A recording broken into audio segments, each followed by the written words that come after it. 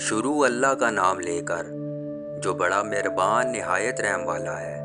ایک قدیم سلطنت میں ایک نہایت امیر اور طاقتور بادشاہ رہتا تھا۔ اس کے خزانے سونے اور جواہرات سے بھرے ہوئے تھے، مگر پھر بھی اس کے دل کو کبھی سکون نہیں ملتا تھا۔ ایک دن اس نے اعلان کیا کہ جو شخص اسے ہمیشہ خوش رکھنے کا نسخہ دے گا اسے آدھا خزانہ دے دیا جائے گا۔ یہ خبر ساری سلطنت میں پھیل گئی۔ کئی علماء، جادوگر اور وزیر آئے، مگر کوئی بادشاہ کو مطمئن نہ کر سکا۔ آخرکار ایک دن ایک بھوکا فقیر محل کے دروازے پر پہنچا۔ اس کے چہرے پر سکون اور لبوں پر مسکراہٹ تھی۔ بادشاہ نے اسے دیکھ کر کہا، تمہارے پاس کیا ہے جو مجھے خوش رکھ سکے؟ میرے پاس سب کچھ ہے، پھر بھی دل خالی ہے۔ فقیر مسکرایا اور بولا، بادشاہ سلامت، آپ کے پاس سب کچھ ہے مگر کنایت نہیں۔ اگر چاہیں تو میں آپ کو ایک خزانے کا راز بتا سکتا ہوں، لیکن ایک شرط ہے۔ خزانے تک پہنچنے کے بعد آپ جو بھی دیکھیں گے اس پر صبر کرنا ہوگا۔ بادشاہ نے فوراً حامی بھر لی۔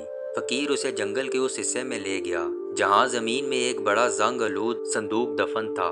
صندوق کھولا گیا تو اس میں سونے کے سکے، ہیرے، جواہرات اور ایک عجیب سا چمکتا ہوا آئینہ رکھا تھا۔ فقیر نے کہا، یہ آئینہ جادوئی ہے، یہ آپ کو آپ کے دل کی حالت دکھائے گا، لیکن یاد رکھیں اس آئینے میں جو بھی لالچ ابھرے گا وہ حقیقت بن جائے گا اور آپ اس سے بچ نہیں سکیں گے۔ بادشاہ نے ہنستے ہوئے کہا، میرے پاس سب کچھ ہے، اب کیا لالچ ہو سکتا ہے؟ اس نے آئینے میں دیکھا اور اچانک اس کے دل میں خیال آیا، کاش مجھے پڑوسی ملک کی زمینیں بھی مل جائیں۔ فوراً ہی آئینے سے ایک سنہری روشنی نکلی اور پڑوسی ملک کے خزانے بادشاہ کے قدموں میں آ گرے۔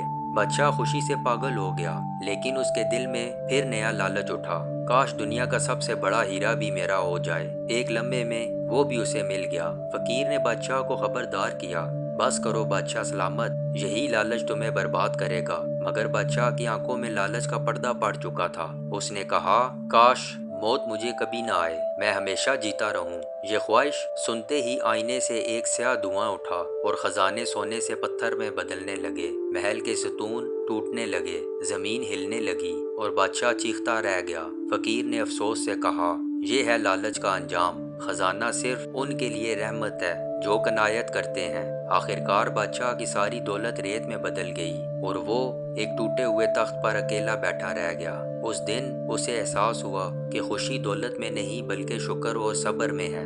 لالچ انسان کو اندھا کر دیتا ہے اور اسے اس چیز سے بھی محروم کر دیتا ہے جو اس کے پاس پہلے سے موجود ہو۔ حقیقی سکون کنایت اور اللہ کے شکر میں ہے، نہ کہ سونے اور جواہرات میں۔